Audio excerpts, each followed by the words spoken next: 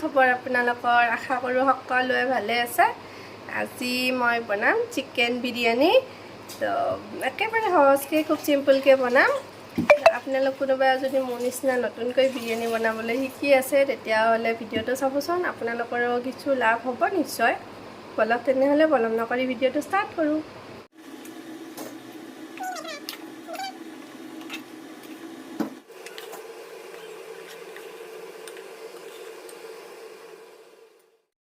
প্ৰথমে মই গেছত দি দিছোঁ কেৰাহী এখন আৰু কেৰাহীখন গৰম হোৱাৰ পাছত ইয়াত মই দি দিছোঁ তেল আৰু তেলখিনি এতিয়া গৰম হ'বলৈ দিম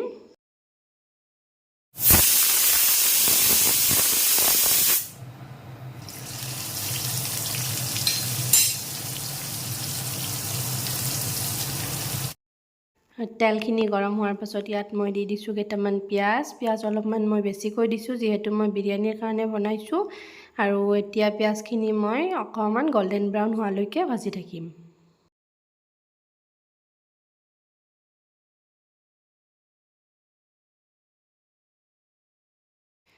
অলপ সময় ভাজাৰ পাছত চাওকচোন পিঁয়াজখিনিৰ কিমান ধুনীয়া কালাৰ আহিছে আৰু আপোনালোকে এনেকুৱা কালাৰ অহালৈকে ভাজি ল'ব আৰু এতিয়া ইয়াত মই দি দিছোঁ প্ৰয়োজন অনুসৰি হালধি গুড়ি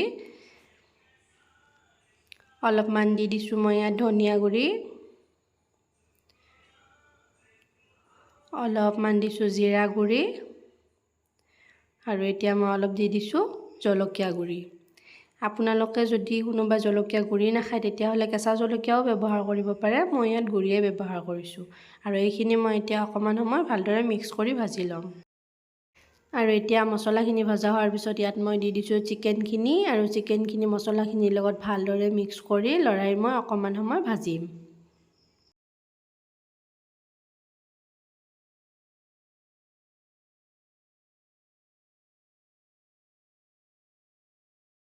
অকণমান সময় ভাজাৰ পিছত ইয়াত মই দি দিছোঁ 2 চামুচ আদা নহৰু পেষ্ট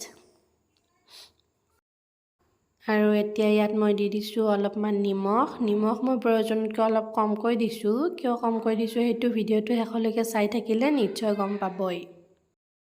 এতিয়া এইখিনি মই ঢাকনি লগাই অলপ সময় আৰু ভাজি ল'ম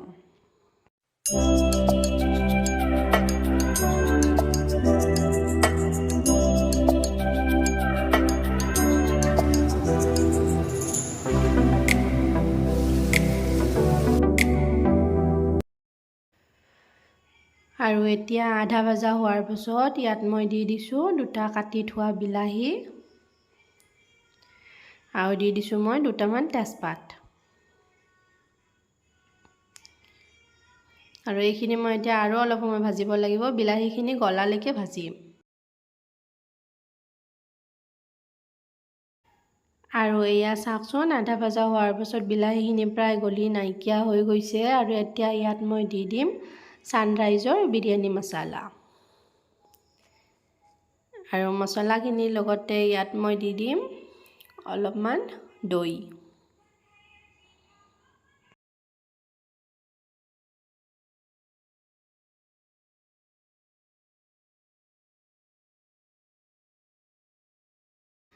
ইয়াত দৈখিনি মই অকণমান ফাইন পেষ্ট বনাবলৈ অলপমান মিক্সিত মাৰি লৈছোঁ আপোনালোকে অকণমান মিক্সিত মাৰি লৈ পেলাই ইয়াত দি দিব পাৰে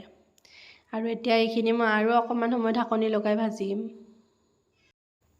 এতিয়া এইখিনিতে আপোনালোকক এটা কথা কওঁ মই যে কৈছিলোঁ নিমখ অকণমান জোখতকৈ কমকৈ দিছোঁ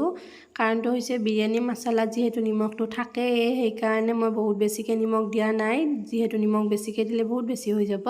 সেইকাৰণেহে কমকৈ দিছিলোঁ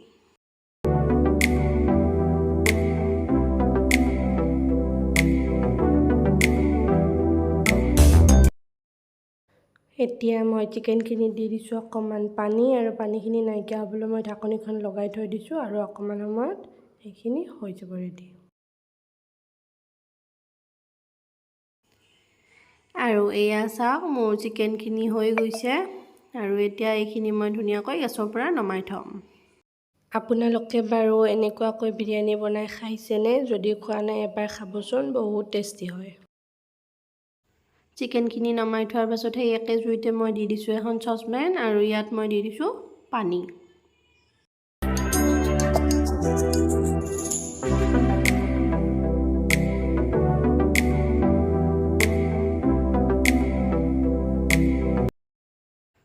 পানীখিনি মই ঢাকনি লগাই অলপ সময় গৰম হ'বলৈ দি দিছোঁ আৰু পানীখিনি গৰম হোৱাৰ পাছত ইয়াত মই দি দিছোঁ 4-5টামান ইলাইচি আৰু অকণমান দি দিছোঁ তেল। আৰু এয়া মই ধুই ৰাখিছিলোঁ বাসমতি ৰাইচ বিৰিয়ানীৰ কাৰণে আৰু সেইখিনি দি দিছোঁ মই পানীখিনিত আৰু এইখিনি এতিয়া ঢাকনি লগাই মই অলপ উতলিবলৈ দিম। আৰু এয়া চাওক চাউলখিনি মোৰ বহুত ধুনীয়াকৈ উতলিছে কিন্তু সিজা নাই আৰু অকণমান সময় সিজিব লাগিব। বিৰিয়ানীৰ কাৰণে চাউলখিনি বহুত বেছি সিজাবও নালাগে, বহুত বেছি সিজালে চাউলখিনি গেলি যাব, যাতে চাউলখিনি এটা এটা হৈ থাকে তেনেকুৱাকৈ সিজালে। আৰু এয়া চাওক চাউলখিনি মোৰ সিজি গৈছে ধুনীয়াকৈ আৰু ইয়াৰ পৰা মই এতিয়া পানীখিনি চেকি ল'ম।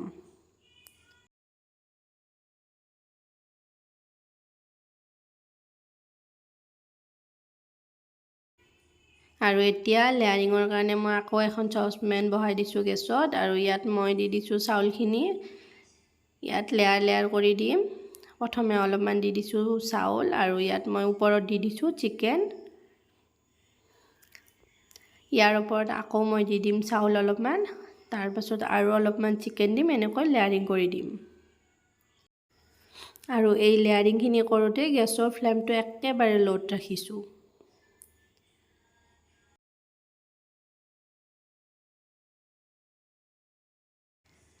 আৰু এতিয়া এইখিনি মই হাতেৰে অকণমান লৰাই দিম।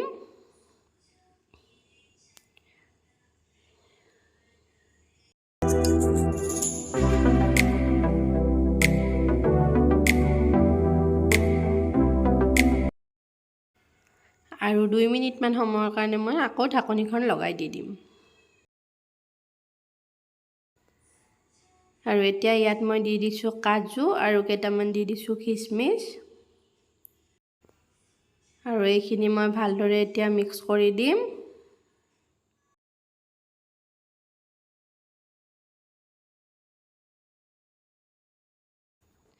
আৰু একেবাৰে শেষত ইয়াত মই কেইটামান নৰসিংহৰ পাত কাটি দিছোঁ। আৰু এয়া মোৰ ৰেডি হৈ গৈছে চিকেন বিৰিয়ানী।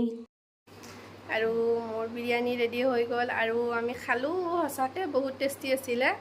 আপোনালোকে ট্ৰাই কৰি চাবচোন, বনাই চাব, কেনেকুৱা পায় মোক জনাবলৈ নাপাহৰিব। আৰু ভিডিঅ'টো চাই যদিহে ভাল পাইছে তেন্তে লাইক, শ্বেয়াৰ আৰু ছাবস্ক্ৰাইব কৰিবলৈ নাপাহৰিব। আজিলৈ আহোঁ তেন্তে নেক্সট ভিডিঅ'ত লগ পাম।